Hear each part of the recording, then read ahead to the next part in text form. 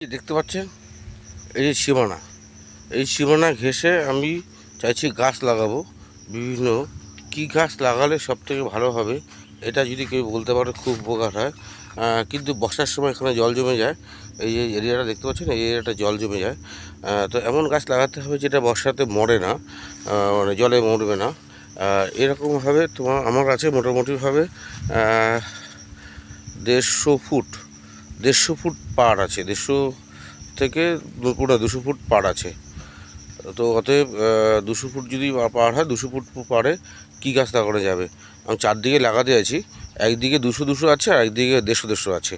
তাহলে তোমার 200 400, আর 150 300 মানে 700 ফুট আছে মোটামুটিভাবে, 700 স্কোয়ার ফিট। আর এই সাইডে রয়েছে এরকমভাবে পুকুর রয়েছে, মানে ছোট একটা নালা টাইপের করেছি আমি। এই নালাটায় মাছ হয়, তখন একটু অপরিষ্কার পরিচ্ছন্ন রয়েছে, এটা পরিষ্কার করতে হইবে। তো সেক্ষেত্রে এই পুকুরটা রয়েছে, পুকুরে পাড়ে আবার এই যে মাঠ, ওই যে জমিটা দেখতে পাচ্ছেন, ওই জমিটাতে ধান চাষ হয়, বছরে একবারই ধান চাষ হয়। তো এই বছর আর আমরা পাট লাগানোর প্ল্যানিং করেছিলাম, পাটটা হয়নি।